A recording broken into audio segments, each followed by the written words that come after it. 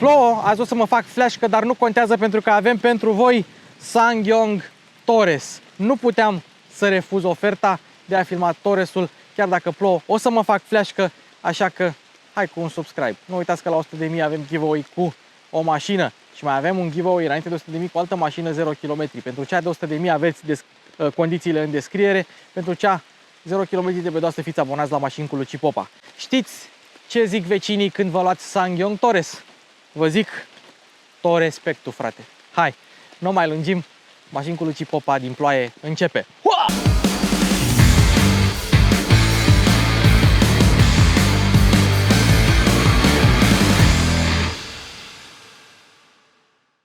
Recent am primit o amendă de rovinietă la Kona, pentru că aparent eu nu sunt în stare să țin minte când îmi expiră rovinieta. La celelalte e mai simplu, dar la rovinietă e mai nasol. Așa că m-am gândit, mă, ce mișto ar fi să fie toate într-un singur loc. Și am găsit o aplicație foarte șmecheră, se numește Reasig, o aplicație care a fost downloadată deja de vreo 60.000 de șoferi și prin care poți verifica valabilitatea RCA-ului și ITP-ului foarte rapid. Mai mult, poți să-ți cumperi RCA și poți să-ți cumperi rovinietă direct din aplicație și ai suport 7 din 7 și la asigurare impresia că ai toți asiguratorii. Asta e foarte tare, că stai, intri în aplicație, să o faci și la revedere. Dacă ți expire RCA-ul, dacă ți expire ITP-ul, primești notificare și poți să-ți faci și alte tipuri de asigurări, printre care casă, călătorie, business sau trotinetă, că din 2024 vei avea RCA obligatoriu la trotinetă. Am folosit-o puțin la Seat, dar Seatul s-a dat. Urmează să o folosesc la Kona și la noua mașină pe care mă duc să o iau din Germania. Și dezvoltatorii lucrează acum și la alte funcții destul de interesante, printre care simplificarea procesului de daune, obținerea de mașină la schimb pe asigurarea vinovatului și, cel mai important, pentru că trusa de prim ajutor sau pachetul legislativ este foarte important, se lucrează la achiziționare și procedură de folosire, pachet de asistență rutieră direct din aplicație. Asta este foarte tare pentru că mulți șoferi sunt vinovați de chestia asta și eu mă număr printre ei. Umblăm cu pachete legislative și rutiere din astea expirate. Așa că încercați Reasig, vă garantez eu că nu mai uitați nimic niciodată. Hai să vorbim un pic despre ce înseamnă SsangYong și ce înseamnă Torres.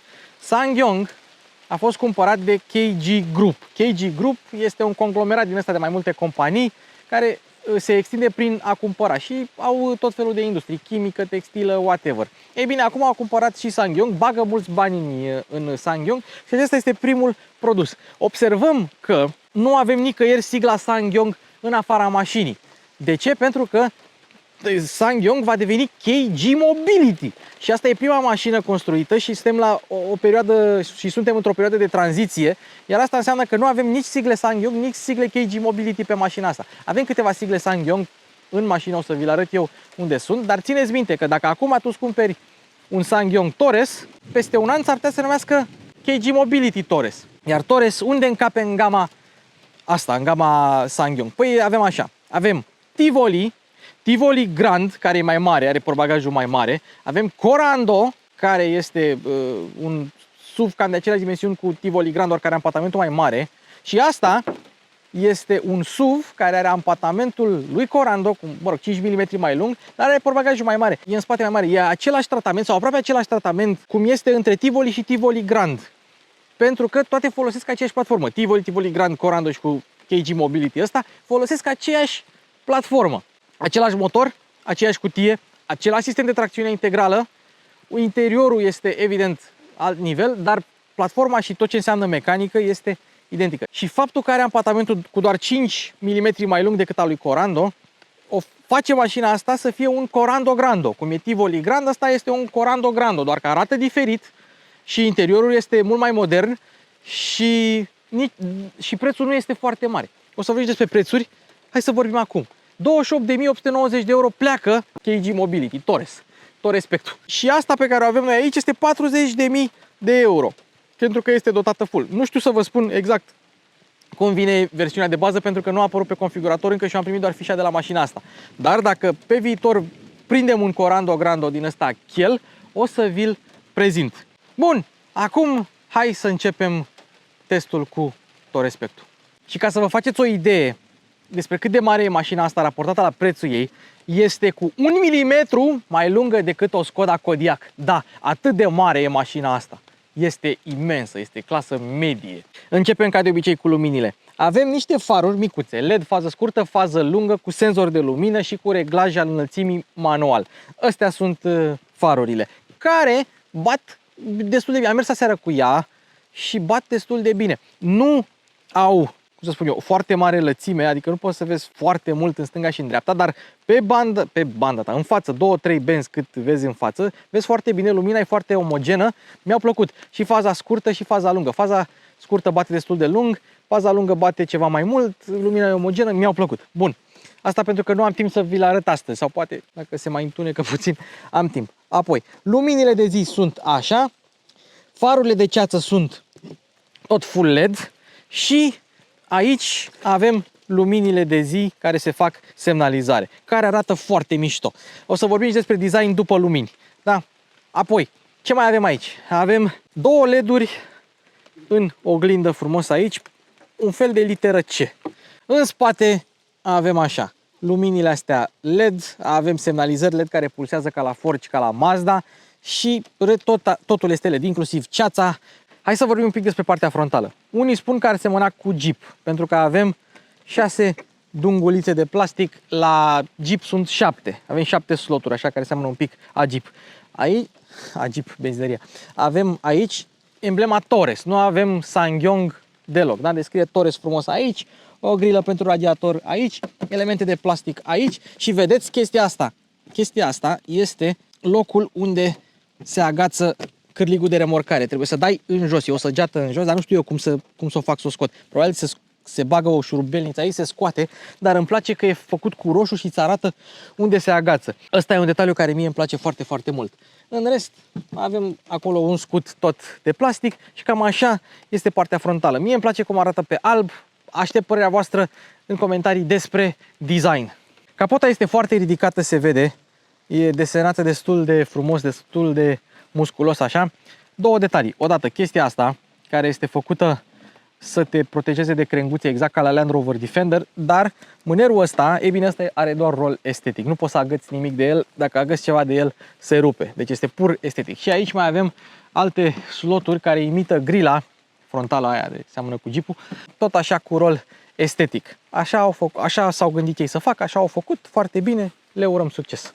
Oglinda e mare, este rabatabilă electric, încălzită, reglabilă electric, are și blind spot în el, că mașina asta, în echiparea asta premium, la 40.000 de euro vine cu toate sistemele de asistență, frânare automată, cameră, menținere de bandă, pilot automat adaptiv, blind spot, ceaca-la-maca, orice sistem de asistență care îți vine în minte, mașina asta îl are. Oglinda e mare, e poziționată bine, îți oferă vizibilitate bună. Ca să poată să coboare geamul tot, au pus aici un element de plastic. Vedeți? Dacă era și ăsta din sticlă, aveai vizibilitate bună. Nu spun că ai vizibilitate proastă cu mașina asta, o să vedem la proba de condus, că nu ai deloc vizibilitate proastă. Deci, așa e ansamblul oglindă. Pe echiparea asta premium avem așa, jante pe 20 de inch. Am înțeles că pleacă de la 17 inch jantele pe Torres, deci eu aș recomanda jante mai mici. Oricum, mașina e confortabilă și cu jante pe 20, trece peste denivelări, zici că nu sunt acolo. Dar despre asta la proba de condus. 17, 18 și 20, cred că astea sunt jantele, posibil să mă înșel, dar o să aflăm pe parcurs după ce apare configuratorul sau, mă rog, listele de prețuri pe site. Anvelope All Season Nexen, adio jante de vară, adio jante de iarnă. Și anvelopele sunt destul de late, 245 pe 45 pe 20 față spate, lote, destul de late. Ce am observat?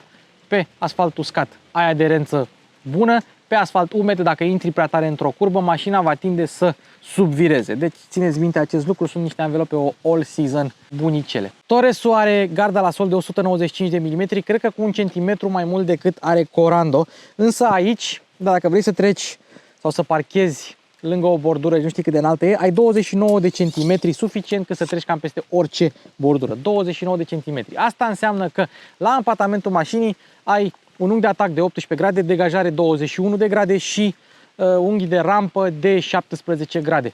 Da, are gardă bună, dar da, e o mașină destul de mare și deși e capabilă în teren accidentat, empatamentul s-ar putea să o afecteze. S-ar putea. Parbrizul are tentă și protecție fonică. Bă, ești nebun? În momentul în care te apropii de mașină, ea te recunoaște. Nu se descuie, atenție, doar te recunoaște și depliază oglinzile să spună că, bă, știu că ai venit, șefule. Da. Dacă vrei să deschizi ușa, ai keyless de la buton, exact ca la Hyundai Kia, exact aceeași componentă. SsangYong folosește multe componente Hyundai Kia sau, mă rog, le ia de la furnizorii care furnizează și pentru Hyundai și Kia. Așa, deschidem ușa, observăm că ușile acoperă pragurile, asta este un lucru bun. Ușa este destul de grea, ceea ce e decent. Dacă vrei să încui, pești din nou pe keyless, apoi o deschizi. Hai să vedem materialele aici.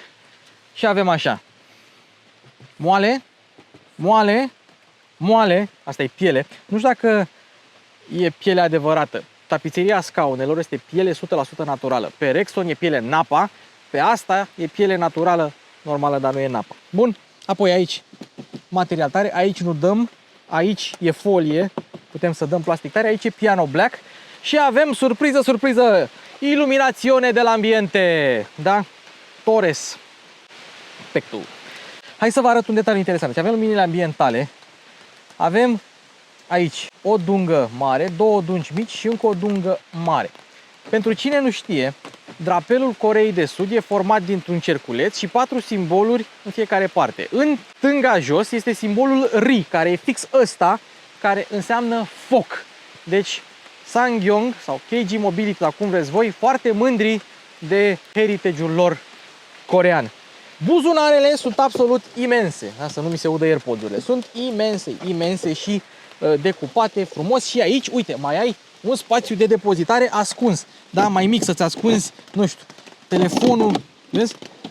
Față de nevastă. Deci, dacă eu vreau să-mi pun AirPods-urile aici și nu vreau să asculte nevastă, le-am zis că le-am uitat acasă și le-am băgat acolo. Deci, spații ascunse, spații multe de depozitare. Hai, dacă toți suntem aici, punem și contactul și în față, da, avem geamuri antiprost, geamuri cu protecție, geamuri cu tentă și geamuri cu filtru UV. Iar se pusă ploaia, băga mea și piciorul. Dar se oprește ea, se oprește ea. Ce mai avem de menționat aici este faptul că butoanele sunt iluminate, dar astea pentru oglinzi sunt neiluminate. Deci noaptea trebuie să știi tu unde sunt din memoria musculară ca să reglezi, pentru că nu le vezi. Aia e, s-a aprins lumina pur și simplu. Da, se mai întâmplă. Observăm că avem și pragurile astea, dar e folia pusă pe mașină, care are 100 de km, mașina e nouă. Nu vreau să le desfacem. Apropo, Torres vine de la Torres del Paine National Park din Patagonia, în America de Sud. Așa s-au gândit ei să facă. Da? Și n-ai o semnificație de agent Tivoli, I love it, Torres, Serot. Dacă știe cineva ce înseamnă Serot în orice limbă, să-mi spună. Ok. În spate, buzunare mai mari decât m-am așteptat. Deci, spre deosebire de multe alte mașini coreene unde nu ai voie să spui pahare aici, suportul de pahare, doar sticle ca să nu se verse, SsangYong nu-ți mai interzice să pui nimic aici. Bun, ceea ce privește materiale. Tare de data asta, unde e mânelul? E acolo. Tare, moale, tare, aici mâner piano black, buzunare și grilele, da, boxelor au efectul ăsta 3D. Tot de plastic sunt, dar au efectul 3D. Acum, hai să vă arătăm cheia. Asta este cheia. De ce este importantă cheia? Pentru că avem o bucată de siglă SsangYong, băi băiatule. Cheie normală cu briceag. N-au schimbat-o, e un efect de cost cutting și e un efect ajutător pentru child lock. Ai child lock-ul manual în partea asta. Bun, cam asta cu ușa spate. Rezervorul 50 de litri, 10% concentrație etanol și Tighten until one click. Ia să vedem. Deci, ăsta e one click. Și aici, remove slowly, da? Deci, fuel spray may cause injury. Și tighten until one click or check engine light may turn on. Deci dacă nu securizezi bine rezervorul, care apropo are și protecție să nu bagi diesel, că nu poți să-ți cumperi diesel pe Torres, dacă nu-l închizi până la un click, e posibil să-ți apară check engine-ul la mașinuță. Pe spate, da? Apropo, avem discuri ventilate față, discuri neventilate spate, suspensie spate multilink, chiar dacă ai versiunea cu tracțiune față, că poți să-ți cumperi Torres cu tracțiune față, integrală, manuală sau automată, în toate combinațiile astea. Deci exact cum vrei tu, poți să ți-o cumperi. Suspensie spate multilink, preluată evident de la fratele mai mic, Corando. Nu vine să cred că era să uit de perdeluțe. Avem perdeluțe la Torres, da? perdeluțe manuale frumos și ceea ce e foarte interesant, stai un pic, în primul rând, pe spate n-ar trebui să avem protecție, n-avem protecție în spate, deci se poate prinde mâna, atenție, că atenție copii, oricum n-are impuls, deci doar din greșeală dacă se întâmplă ceva. Și perdeluța, după ce pui perdeluța poți să deschizi geamul foarte ușor, da? Deci merge perdeluța și fără geam. Hai să vedem dacă se deschid geamurile din cheie. Pac, pac, făcut de 2 ori. Ia. Nu? Hai dacă se închid geamurile din cheie. Nu se închid. Bun, avem bare longitudinale pe plafon. Mașina este foarte înaltă. Tot pe plafon se găsește antena. Antena care cuprinde și GPS, și GLONASS, și radio digital. Toate sunt integrate în aceeași antenă. Avem acest panou care unii spun că e luat de pe Defender. Acum fiecare pot să spună că e luat de pe orice. Îi văd asemănarea, nu zic că nu-i văd asemănarea, dar la modelele de Coreea sau la unele găsești aici spațiu de depozitare. În spațiu de depozitare în care poți să depozitezi chestii micuțe, nu știu, apă sau alte chestii, nu știu, găsiți voi ceva neimportant pentru voi, ceva ce ți-ar trebui în natură, să zicem, știi? Sau ceva ce nu ar trebui să fie în mașină în cazul în care faci accident. De exemplu, un termometru cu mercur, că dacă faci accident, se sparge termometru și ai mercurul, în mașină e cam nasol. Bun, aici avem un geam, da? Ia, să fiu sigur că e geam. E geam, e mai mic în interior decât este în afară.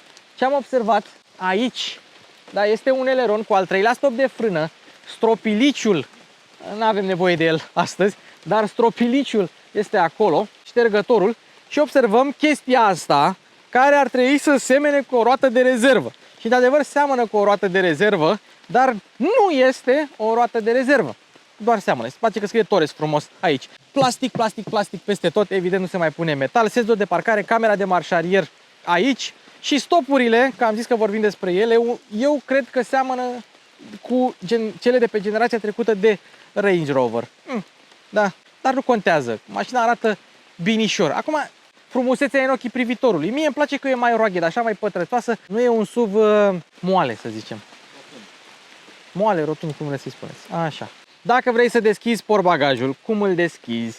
Da, păi având mânerul ăsta așa, în mod normal te gândești că s-ar deschide într-o parte, la fel ca la Land Rover Defender. La Land Rover Defender se deschidea din partea asta. Atât se deschide ca ușa de frigider, dar nu. Ai un mâner aici, doar apeși pe el și mai ai și funcția aia cu stai 5 secunde lângă mașină și te deschide portbagajul, cum se întâmplă la Hyundai, Kia și la alte modele SsangYong. Dar uite cât de simplu este. Apeși odată pe mânerul ăla. Ce e interesant este că nu mai trebuie să mai bagi mâna să-l cauți, să nu știu ce, ai mânerul, apeși pe deget, pe buton, la revedere, s-a deschis. Și aici avem un portbagaj de 703 litri. Cât? Deci după ce că e mai lungă cu 1 mm decât Skoda Kodiaq, e mai ieftină decât Skoda Kodiaq, decât Tiguan Allspace și decât Seat Tarraco, are și portbagajul mai mare. 650 de litri la Kodiaq și ăla e un portbagaj imens. Ăsta are 703 litri. Cât? 703. Avantaje. Podea plană, da? Încarci ușor. Adâncime 96 cm, lățime minimă aici unde e podeaua 106 cm. Buzunar stânga, buzunar dreapta, plasă stânga, plasă dreapta, priză de 12 V. Copertina este una manuală. Podea falsă pe care poți să o dai jos și surpriză. Ia uite-o! Roată de rezervă 145 pe 90 pe 16 albastră. Bă, dar ce anvelopă are, mă? Cine face anvelopele? Ia. Anvelopă de rezervă Kumho, sau cum zic americanii, Kumho. Și acum, hai să punem și spre surpriza noastră, de fapt spre surpriza nimănui, avem și banchetă rabatabilă. Hai să o rabatăm. Banchetă rabatabilă.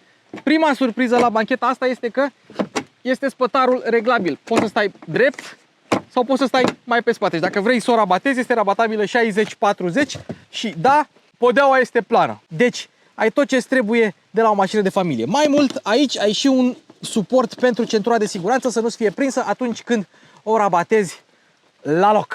Hai să vorbim despre dimensiuni. Deci, 1 mm peste Kodiaq la lungime, 4,7 m în cap. Apoi, lățime 1,89, înălțime 1,71. Ce înalt a devenit 1,71 când ești pitic. Și ampatament 2,68. Pentru care are același ampatament, sau aproape același ampatament cu Corando, diametrul de bracaj este și el același, 10,7 metri, care este foarte bun pentru un SUV de dimensiunile astea. E foarte manevrabilă mașina în parcări, spre exemplu, sau la viteze mici prin oraș. cântărește, cu cutia automată și sistemul de tracțiune integrală cu diferențial central blocabil, cântărește 1610 kg. E ușoară mașina, este foarte ușoară. Garanția este de 10 ani, nu mai țin minte câți kilometri, dar e 10 ani la SsangYong. Și pentru că Corando a luat 5 stele la testele de siguranță, pentru că asta este un pic mai mare, pentru că sistemele de asistență sunt aduse la zi, eu vă garantez că Torres va lua 5 stele la testele de siguranță Euro NCAP, indiferent dacă se va numi SsangYong sau KG Mobility. Eleronul ăsta e destul de pronunțat, are rol aerodinamic. Nu știu exact care este coeficientul aerodinamic al mașinii, că nu l-am găsit. Dar din ce am observat, dacă se murdărește mașina, e foarte greu de spălat în zona asta. Trebuie să dai în sus. Nu dai așa, deci dai așa, să o cureți bine. Dar na, asta va fi o problemă pentru proprietari, nu pentru mine, că plouă. Și eu am spălat mașina înainte să vin aici, am zis lui Harry Potter, bă, e murdară mașina, ar fi păcat să o spălăm murdară, da? O spălarăm și mă spălai și pe mine. Avem amortizoare la capotă, amortizoare pe gaz, antifonare la capotă, capota se deschide surprinzător de, nu că puțin, dar e ușor de închis după aceea. Avem cheder aici la capotă, toată unitatea asta de far e montată destul de sus, iar motorizarea se numește EXGDI 150T. E simplu, e același motor de pe Tivoli Grand și cu Corando. Adică același 1.5 turbo, injecție directă și făcut din aluminiu. Da, avem turbina montată aici în față. Apropo, un detaliu pe care l-am observat și mi s-a părut interesant este că nu scrie SsangYong nicăieri pe capacul motorului și că avem heat shield la baterie. Deci toată bateria este îmbrăcată într-un heat shield din ăsta. Dacă vrei să-i dai curent, desfaci capacele astea, în rest ea este înconjurată de un heat shield. Am mai văzut mașini care au așa ceva, dar nu unele care să fie în gama asta de preț. În rest, cutiile sunt aceleași, manuală 6 trepte sau automată 6 rapoarte, iSIN, convertizor de cuplu, aceeași cutie de pe celelalte și am impresia, asta o să verific, dar am impresia că până și treptele de viteză sunt, rapoartele în transmisie sunt aceleași cu Corando. Asta o să verificăm la proba de condus. Viteză maximă 191 de km pe oră. Nu știm în cât timp face 100 de km pe oră pentru că nu a fost testată, dar o să testăm noi, chiar dacă plouă acum, o să facem noi un 0-100 și o să vă povestim. Având același motor, are 163 de cai putere la 5.000 de rotații pe minut și are o plajă de cuplu de 1500-4000 de ture, între 1500 și 4000 de ture, cu 280 Nm. Cifre decente. Acum, nu contează cifrele absolute, nu contează 0-100. Contează faptul că ai un răspuns la pedală destul de bun, în sensul că dacă aduci mai multe mașini care au până în 200 de cai putere și pui să facă o liniuță, un drag race cu 10% cursă în pedală, atunci SsangYong-urile toate vor câștiga. Așa de bun este răspunsul la pedală la aceste mașini. În viața de zi cu zi, mașina asta este rapidă și Tivoli și Corando sunt rapide, în ciuda faptului că performanțele absolute nu vor impresiona pe nimeni. Asta probabil face 100 undeva la 12 secunde. Da? Dar pe reprize cu 10-20% pedală, foarte mișto, foarte rapidă. Ca la orice SsangYong de altfel. Hai să vedem calitatea materialelor la Torres cu Nelu Ciocănelu. Deci, evident, aici avem material moale, aici imitație de fibră de carbon, totul tare, aici, dar uitați-vă câte texturi diferite. Deci, odată avem spumă poliuretană cu sută, lumini ambientale, plastic ce imită fibra de carbon, plastic ce imită metalul, plastic ce imită alt metal și ăsta e tot texturat. Cât s-au chinuit să facă atâtea texturi într-o singură planșă de bord, eu sunt impresionat. Apoi, material moale și aici, da? Tare zona asta, tare în zona asta. Aici evident că e tare, aici pe lateral tare, aici tot tare. Cotiera este moale, pe ușă ați văzut deja. Asamblarea e destul de bună, da? Nu prea am ce să-i reproșez, poate doar că avem diverse nuanțe de gri și argintiu, dar luminile ambientale compensează pentru acest lucru. Materiale ok, în limitele clasei. Sunt ok. Avem scaune reglabile electric, fără memorie, dar au și suport lombar legabil electric. Ele sunt decente confortabile. Nu au cea mai mare susținere laterală, dar sunt niște scaune confortabile. Sunt încălzite și ventilate la această versiune premium. Deci ai cam tot ce ai nevoie. Chiar sunt niște scaune ok. Avem volanul, care este nici rotund, nici pătrat. Ce-i drept este subțire, ai un pic de piele perforată aici, ai cusături, ai decupaje pentru degete să stai cu mâinile confortabile, ajungi ușor la padelele astea din plastic, ai toate butoanele de care ai avea nevoie și totul e ușor de reperat. Tot ce înseamnă pilot automat este aici, menținere de bandă este aici, că n-au avut loc să pună pe partea asta, computer de bord, telefon, comenzi vocale, audio aici. E simplu, totul este simplu. Vreau să vorbesc un pic despre reglaj. Se reglează pe înălțime și pe adâncime, suficient de mult, aș spune eu. Manetele. Avem lumini aici și ștergătoare aici, însă uitați-vă la parbriz, nu știu dacă acum o să meargă. Dacă apeși o singură dată pe acest buton, ai ștergător auto și nu ai ștergătoare auto în sensul de viteză, ai ștergătoare auto în sensul de cât de mult trebuie să-ți spele parbrizul, dacă ai nevoie să speli parbrizul sau nu. Și dacă apeși o dată pe acest buton, observăm, da? Ți-a dat o singură dată. Altă dată, când e parbrizul uscat, îți dă cu lichid de parbriz. Tu poți să dai cu lichid de parbriz în mod normal, ca la orice mașină.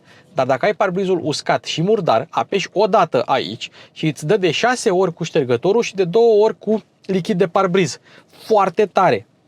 Deci mașina simte când are nevoie de curățenie sau nu. Like. La versiunile de Coreea, aici mai ai un buton cum e ăsta. Un buton simetric pe această, doar că pe partea stângă. Ăla este butonul de avarii de 3 ori. Îți apasă avarii de 3 ori. Ălea sunt ca să mulțumești sau să-și ceri scuze dacă ai tăiat calea unuia. Inteligență. Nu știu de ce nu au pus la noi așa ceva. Apropo, am uitat să vorbesc de materialul plafonului. Este un material foarte moale și de calitate. Îmi place. Nu este nimic ieftin. Bun. Așa cu volanul. În ceea ce privește spațiile de depozitare, am arătat că avem buzunare mari aici. Aici în stânga, jos, te aștepta să fie un buzunar, dar nu este. Este panoul de siguranțe. Fuse și seduse. Observăm aici toate siguranțele și mai găsim încă o siglă de SsangYong Motor. Deci încă nu este KG Mobility în totalitate. Cel puțin nu în Europa.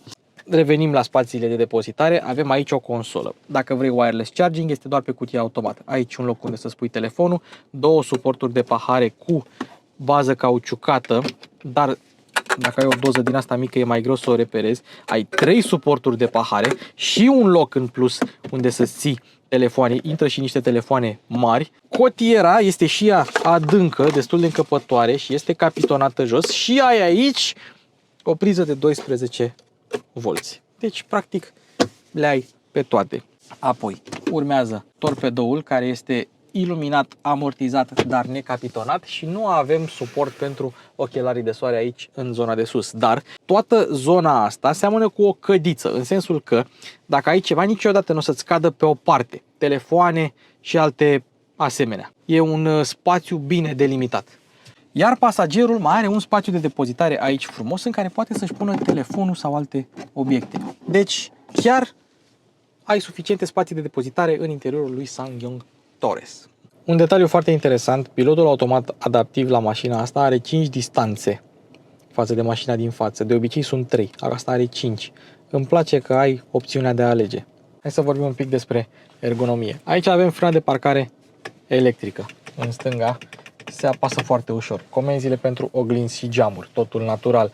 Pe volan am văzut butoanele, comenzile luminilor și ștergătoarelor sunt ok, avariile sunt puse aici. Despre acest ecran vom vorbi imediat, că avem multe de vorbit. Avem 2 USB-uri, USB AUR, nu USB-C-uri. Schimbătorul se manevrează destul de ușor și avem și Shift Release Lock aici, dacă vrei să o pui în neutru atunci când mașina este oprită, ca să poți să o tractezi sau să o ridici. Cotiera, ați văzut-o.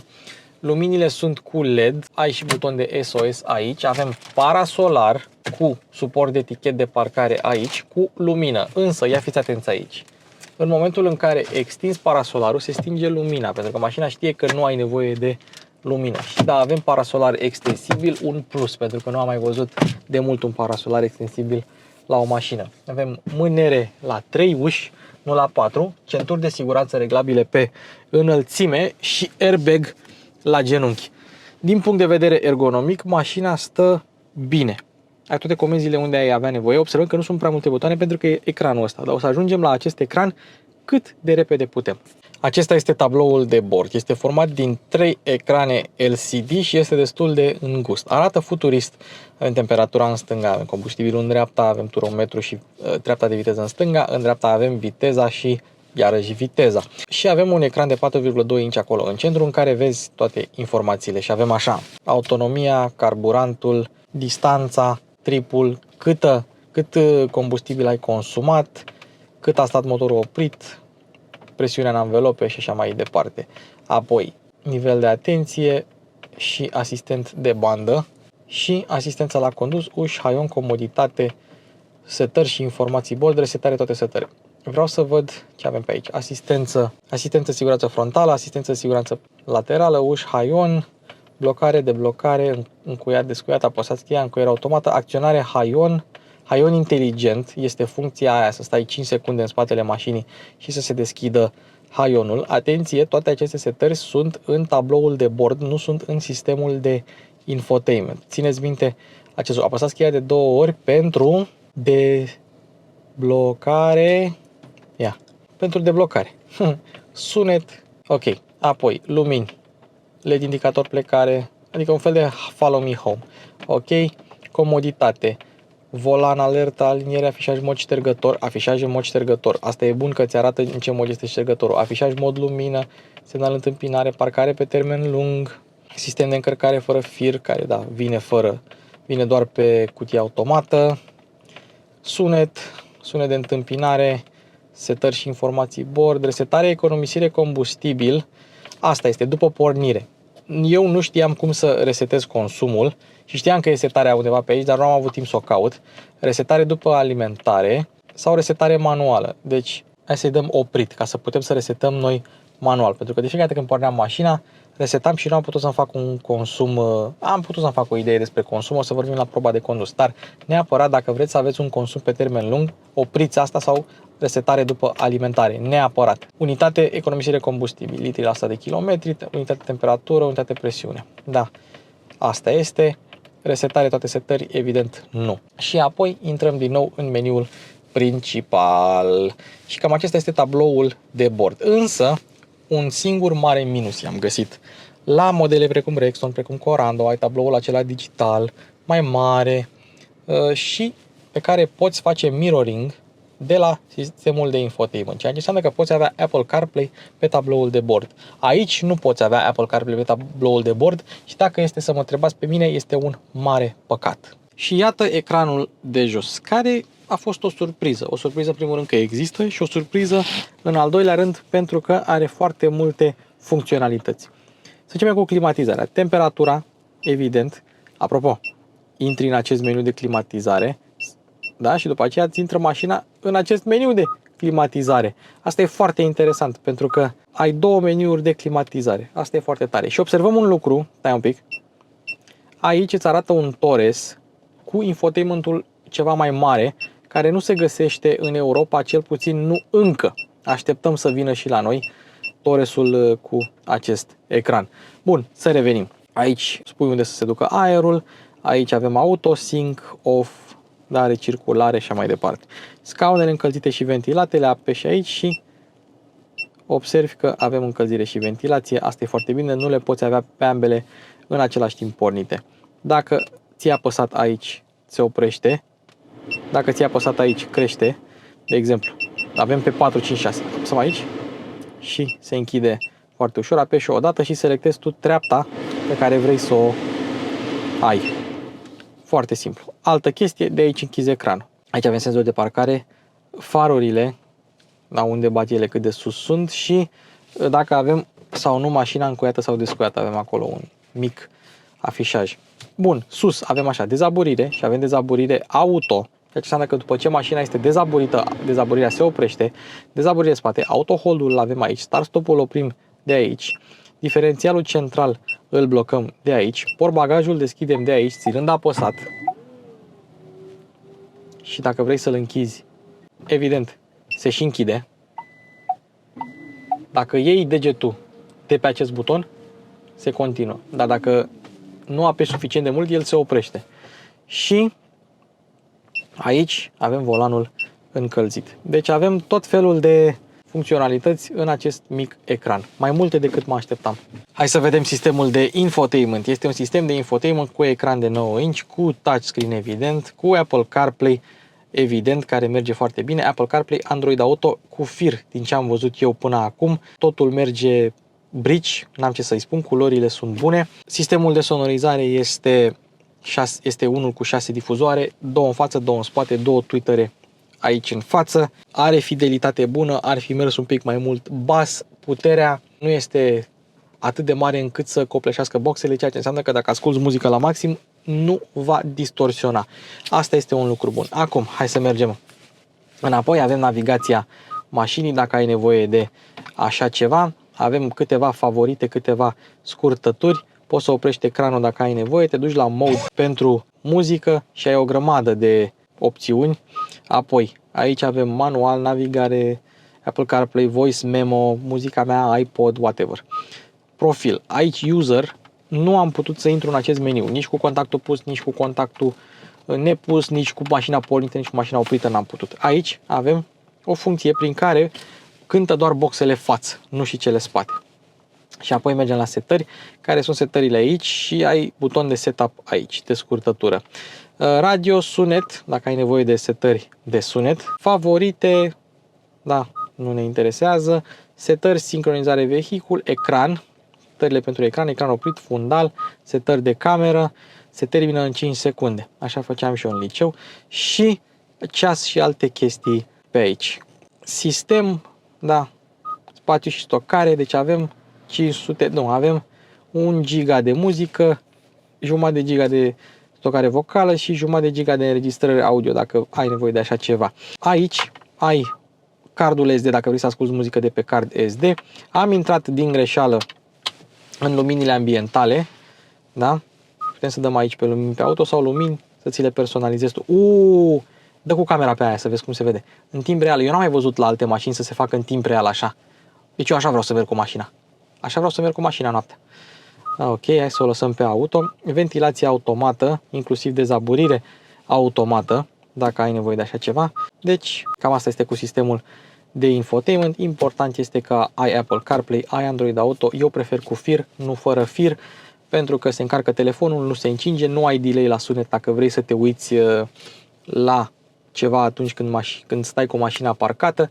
În Coreea există și un sistem de infotainment mai mare, am spus deja, așteptăm să vină și el la noi. Până atunci, acesta este un sistem de infotainment cât se poate de corect, nu ai nevoie de mai mult, poate de un pic de bas. Hai să arătăm și camera de marșarier. Este o cameră de marșarier, îți arată și senzorii de parcare, poți să dezactivezi imaginea cu senzorii de parcare astfel încât să ai imaginea completă pe ecran.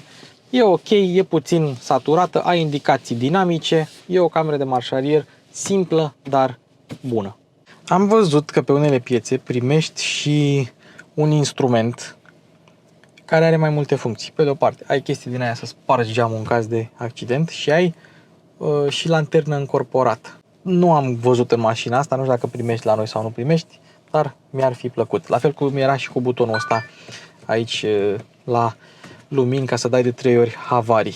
Un lucru interesant despre sistemul de infotainment. Astăzi nu mi-a făcut nicio figură, a mers perfect. Ieri, în schimb, s-a resetat de câteva ori. Au zis pentru stabilizarea sistemului de infotainment. Nu știu exact ce înseamnă acest lucru, probabil că e un bug de mașină nouă, infotainment nou. Dar acum, astăzi nu a făcut deloc acest lucru foarte bine, din punctul meu de vedere. Probabil a avut nevoie de o zi, două, până când toate sistemele s-au conectat ele mai bine între ele. Am observat o chestie. Mașina asta nu are moduri de rulare. Ce am văzut, nici modelele de Coreea n-au moduri de rulare. Dar în fișă scrie că e mod normal, sport și winter. Dar nu există, am căutat, nu există moduri de rulare. E doar normal, dar și dacă vrei să o treci pe sport, o treci în manual și o să-ți schimbe ea după aia, când ajungi în limitare. Acum, am ajuns în spate, Am dat scaunul șoferului la maximum în spate. Ce înseamnă la maximum în spate?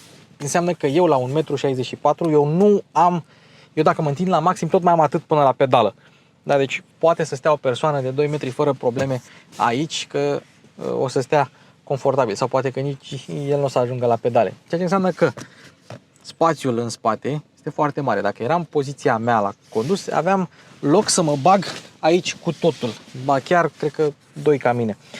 Buzunarele le-ați văzut, spațiul este ok, perdeluțele le-ați văzut. Avem aici o plăsuță pentru documente. Bancheta este destul de confortabilă, destul de profilată. Nu e ceva ieșit din comun, nu e ceva extraordinar, dar e o banchetă bună. Spațiu la cap, aici nici nu mai are rost. Adică poți să ai 2 metri, vei sta foarte bine aici. Mâner, cârlig, dacă vrei să reglezi bancheta, să stai mai pe spate, poți să o faci, deși diferența dintre prima poziție și a doua nu este așa de mare, dar dacă vrei să dormi, e mult mai ok așa. Tetierele și în față și în spate sunt destul de ok. Avem una bucată cotieră cu 2 suporturi de pahare și, așa cum îi stă bine unui SUV, 2 guri de ventilație, 2 USB-uri, un spațiu aici mic de depozitare și aici pentru GoPro-ul nostru am găsit un spațiu de depozitare. Ambele au bază cauciucată, ceea ce înseamnă că suprafața este aderentă, ceea ce înseamnă că pe viraje obiectele nu vor scăpa de aici. La prima vedere ai crede că asta e o priză de 220 de volt, dar nu, sunt 2 USB-auri. Și acum, știu că multă lume vrea USB-C-uri, am văzut multă lume care zice, eu vreau USB-auri, nu vreau USB-C-uri. Îți iei 2 cabluri și aia e. Eu, care fac ceea ce fac, am cred că 7 cabluri la mine, toate felurile. Da, pe mine nu mă deranjează, dar fiecare om cu preferințele sale. În spate, la Torres, este foarte, foarte mult loc. Și ca să vă arăt cât de mult loc este, o să dau scaunul în poziția mea. Na. Mai ziceți voi că nu e spațiu ca în Skoda Kodiaq aici. Mai ziceți voi. Și dacă mă chinui puțin, îl bag și pe Harry Potter aici. Nu trebuie uitați nici cei mici. Și când zic de cei mici, nu mă refer la mine, mă refer la copii. Avem isofixuri aici, ajungi ușor la ele. Nu avem isofixuri în față, deci la această mașină 2 scaune de copii poți să pui. Bun, în cât timp face Suta SsangYong Torres? Bogdan, pune-și tu un cronometru aici. Hai să vedem. 10, 17, 23, 29, 34, 40, 50, 60, 70, 80, 90, 100. Gata. Asta a fost 100 de kilometri pe oră în modul manual, care schimbă cât de sus se poate. Ce să spunem întâi? Nu, hai să oprim întâi, că vreau să vă mai arăt un lucru. Să activăm start-stop-ul și să oprim. Clima oprit, deci trebuie să se oprească. S-a oprit. Îți spune, dacă ești aici, cât timp stai cu motorul oprit și în momentul în care pleci, fiți atenți la plecarea de pe loc. Dezactivează frâna de parcare, sau mă rog, frâna o dezactivează un pic târziu și când pleacă ai un pic de lag până pornește. Altă chestie pe care n-am arătat-o atunci când am filmat tabloul de bord, asta, o pui în parc și mașina îți spune unde ai roțile, ca să o parchezi mereu cu roțile drepte. Mai sunt cazuri în care parchezi mașina și uiți roțile virate. Ei bine, aici, dacă ești în parc, îți spune să verificați direcția roților și îți spune când roțile sunt drepte. Asta e o funcție foarte mișto. Ok, acum hai să mergem să o conducem. O să resetăm și consumul, să vedem ce putem scoate aici. Dar uitați-vă, când mergi liniștit, cu 10-20% cursă în pedală, potențiometrul ăsta își face foarte bine treaba și motorul răspunde bine.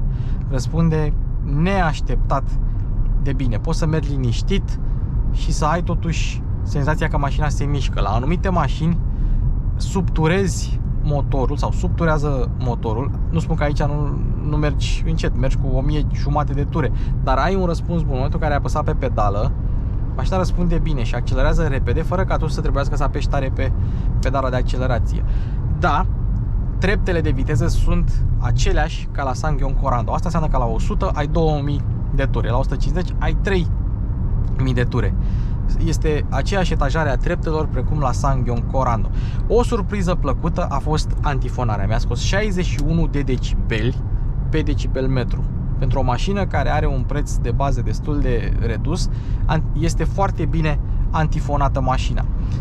La viteze de autostradă și acolo e antifonată, dar nu am testat cu decibel metru. Cert este că poți să porți o conversație la 130 de km la oră și să nu ai probleme de genul ăsta. Foarte, foarte puțin au zgomot de la oglinzi, care sunt mari, dar au 3 sloturi acolo ca să fie mai aerodinamică mașina și să fie și să mai atenueze puțin din zgomotul de vânt. Dar neașteptat de antifonată este această mașină. Chiar neașteptat. Bun, suntem în treapta a 5, undeva la 1400 de rotații pe minut. Hai să dăm un kickdown. Nu avem pedală de kickdown, a schimbat 2 trepte și s-a dus. Dacă suntem în modul manual,